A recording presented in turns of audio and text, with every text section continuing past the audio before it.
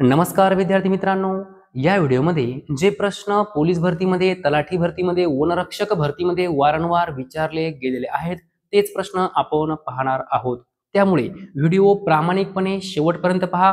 चला तर बघूया प्रश्न पहिला। सुपारी संशोधन केंद्र कोणत्या ठिकाणी आहे?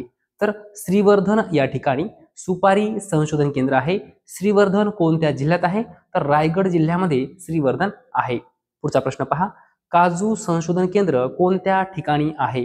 तर वेंगुर्ला या ठिकाणी काजू संशोधन केंद्र आहे। विद्यार्थी मित्रांनो, वेंगुर्ला कोणत्या जिल्ह्यात आहे? तर सिंधुदुर्ग जिल्ह्यामध्ये आहे। विद्यार्थी मित्रांनो, हे दोन्ही प्रश्न 7 ते 8 वेळेस तलाठी भरतीमध्ये विचारले गेले आहे, पोलीस भरतीमध्ये विचारले गेलेले आहेत। पुढचा प्रश्न पहा। मनपटल या विसर्ग संधीची फोड ओळखा। तर मनस अधिक पटल या ठिकाणी स चा पाय मोडलेला आहे। मनस अधिक पटल। ओके। पोर या शब्दाचे लिंग ओळखा। तर लक्षात ठेवायचं आहे, पोर हा शब्द स्त्रीलिंग आहे, पुल्लिंग आहे आणि नपुंसक लिंग आहे। तीनही लिंगामध्ये हा शब्द येतो, पोर। ओके। पुढचा प्रश्न पहा। ठराविक क्रमाने आलेल्या अक्षरांच्या अर्थपूर्ण समूहास काय म्हणतात? तर शब्द असे म्हणतात। काय म्हणतात? शब्द। ठराविक क्रमाने आलेल्या अक्षरांच्या अर्थपूर्ण समूहास काय म्हणतात? शब्द असे म्हणतात। विद्यार्थी मित्रांनो, परीक्षेमध्ये आपल्याला पर्यायामध्ये वाक्य असं सुद्धा असेल, पण व्यवस्थित वाचायचं आहे। ठराविक क्रमाने आलेल्या अक्षरांच्या, काय म्हटलं आहे? अक्षरांच्या, शब्दांच्या नाही, अक्षरांच्या अर्थपूर्ण समूहास काय म्हणतात? शब्द असे म्हणतात। लक्षात ठेवा, वाक्य नाही, कारण पर्यायामध्ये आपल्याला वाक्य 100% असणार, आपण त्या ठिकाणी फसणार। ओके। पुढे पहा। बोलणारा व ऐकणारा यांना जोडणारा पूल म्हणजे काय? तर भाषा। लक्षात ठेवा, बोलणारा व ऐकणारा यांना जोडणारा पूल म्हणजे काय? भाषा। पुढील प्रश्न पहा। केळी संशोधन केंद्र कोणत्या ठिकाणी आहे? केळी। तर यावल या ठिकाणी केळी संशोधन केंद्र आहे। विद्यार्थी मित्रांनो, मग यावल हे आपल्या महाराष्ट्रामध्ये कोणत्या जिल्ह्यात आहे? लगेच मला कमेंट बॉक्समध्ये सांगायचं आहे। केळी संशोधन केंद्र यावल या ठिकाणी आहे। यावल कोणत्या जिल्ह्यात आहे? मला कमेंट करून सांगायचं आहे। हळद संशोधन केंद्र कोणत्या ठिकाणी आहे? तर दिग्रज। कुठे आहे? दिग्रज। दिग्रज कुठे आहे? सांगली जिल्ह्यामध्ये आहे। विद्यार्थी मित्रांनो, तुम्हाला लक्षात राहत नसेल तर त्यासाठी एक ट्रिक सांगतो। काय म्हटलं आहे? हळद संशोधन केंद्र। आता ह, ळ आणि शेवटी काय आहे? द। द, द वरूनच दिग्रज असं लक्षात ठेवायचं आहे। शेवटी द आहे आणि इथं पण 1 नंबर अक्षर काय आहे? द आहे। हळद, द वर्ण दिग्रज असं लक्षात ठेवायचं आहे। पुढील प्रश्न पहा। जागतिक वनीकरण दिन कोणत्या दिवशी साजरा केला जातो? तर 21 मार्च। जागतिक वनीकरण दिन 21 मार्च। जागतिक पर्यटन दिन कधी साजरा केला जातो? तर 27 सप्टेंबर जागतिक पर्यटन दिन। वारंवार हे दोन्ही प्रश्न तलाठी भरतीमध्ये, पोलीस भरतीमध्ये विचारले गेले आहे। जागतिक वनीकरण दिन 21 मार्च, जागतिक पर्यटन दिन 27 सप्टेंबर। हिंद स्वराज हे पुस्तक कोणी लिहिले? तर महात्मा गांधी यांनी हिंद स्वराज हे पुस्तक लिहिले। गांधीजींनी मिठाचा सत्याग्रह कधी सुरू केला? तर 12 मार्च 1930। 12 मार्च 1930 या वर्षी महात्मा गांधींनी मिठाचा सत्याग्रह सुरू केला। प्रश्न महत्त्वपूर्ण आहे, तलाठी भरतीमध्ये वारंवार हा प्रश्न विचारला गेलेला आहे। पुढे पहा। महात्मा गांधी यांचा जन्म कधी आणि कुठे झाला? तर 2 ऑक्टोबर 1869। 2 ऑक्टोबर 1869 मध्ये महात्मा गांधींचा जन्म झाला। कोणत्या ठिकाणी झाला? तर पोरबंदर या ठिकाणी झाला। कोणत्या राज्यात? तर गुजरात राज्यामध्ये। ओके। 2 ऑक्टोबर 1869, पोरबंदर, गुजरात राज्य। ओके। पुढचा प्रश्न पहा। गांधीजींनी भारतात पहिले सत्याग्रह आंदोलन कुठे सुरू केले? तर चंपारण या ठिकाणी सुरू केलं। चंपारण कोणत्या राज्यात आहे? तर बिहार राज्यामध्ये आहे। मग कोणत्या वर्षी सुरू केलं? तर 1917। गांधीजींनी पहिलं सत्याग्रह आंदोलन चंपारण या ठिकाणी सुरू केलं, बिहार राज्यामध्ये 1917। पुढील प्रश्न पहा। जागतिक अन्न दिन कोणत्या दिवशी साजरा केला जातो? तर 16 ऑक्टोबर. 16 ऑक्टोबर जागतिक अन्न दिन.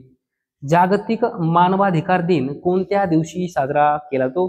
तर 10 डिसेंबर. 10 डिसेंबर. विद्यार्थी मित्रांनो, लक्षात ठेवा, हे दोन्ही प्रश्न कमीत कमी 15 वेळापेक्षाही जास्त वेळा तलाठी भरतीमध्ये विचारले गेले आहे. हेच प्रश्न पोलीस भरतीमध्ये वारंवार विचारले गेलेले आहेत. लक्षात ठेवा, जागतिक अन्न दिन म्हटलं की 16 ऑक्टोबर आणि जागतिक मानवाधिकार दिन म्हटलं की 10 डिसेंबर. पुढील प्रश्न पहा, गोदावरी नदी काठावरील शहरे कोणकोणती आहेत? तर पहा, नाशिक गोदावरी नदी काठी आहे, आपेगाव गोदावरी नदी काठी आहे, कोपरगाव, राक्षसभुवन, पैठण, गंगाखेड आणि नांदेड ही सर्व शहरे गोदावरी नदी काठावर आहे. विद्यार्थी मित्रांनो, वारंवार परीक्षेमध्ये प्रश्न विचारला गेला आहे. नाशिक शहर कोणत्या नदीच्या काठावर आहे? गोदावरी. आपेगाव कोणत्या नदीच्या काठावर आहे? गोदावरी. कोपरगाव कोणत्या नदीच्या काठावर आहे? गोदावरी. राक्षसभुवन कोणत्या नदीच्या काठावर आहे? गोदावरी. पैठण, गंगाखेड, नांदेड हे सर्व गोदावरी नदी काठावरील शहर आहे. लिहून ठेवा, वारंवार प्रश्न यावर विचारला गेलेला आहे. पुढचा प्रश्न पहा, आधुनिक भारताच्या इतिहासात लॉर्ड रिपनने स्थानिक स्वराज्य संस्थांच्या स्थापनेबाबत केलेले प्रयत्न व त्याने संमत केलेला इसवी सन 1882चा स्थानिक स्वराज्य संस्थांचा कायदा लक्षात घेता त्यास यथार्थतेने काय म्हटले जाते? तर स्थानिक स्वराज्य संस्थांचा जनक. विद्यार्थी मित्रांनो, सरळ सरळ प्रश्न आपल्याला असा विचारतो की स्थानिक स्वराज्य संस्थांचा जनक कोणाला म्हणतात? लॉर्ड रिपनला म्हणतात. परंतु हाच प्रश्न थोडासा मोठा केलेला आहे. ओके, तर पहा, आधुनिक भारताच्या इतिहासात लॉर्ड रिपनने स्थानिक स्वराज्य संस्थांच्या स्थापनेबाबत केलेले प्रयत्न व त्याने संमत केलेला इसवी सन 1882चा स्थानिक स्वराज्य संस्थांचा कायदा लक्षात घेता त्यास यथार्थतेने काय म्हटले जाते? तर स्थानिक स्वराज्य संस्थांचा जनक. पुढचा प्रश्न पहा, पुणे शहर कोणत्या नदी काठावर आहे? तर मुळा मुठा. पुणे शहर मुळा मुठा नदी काठावर आहे.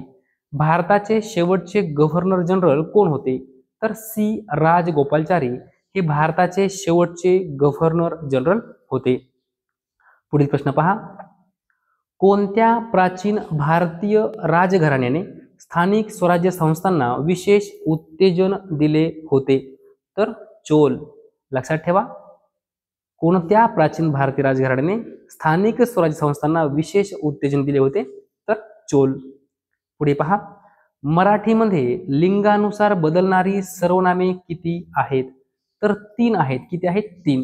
विद्यार्थी मित्रांनो, लक्षात राहत नसेल तर मी तुम्हाला ट्रिक सांगतो. काय म्हटलं आहे?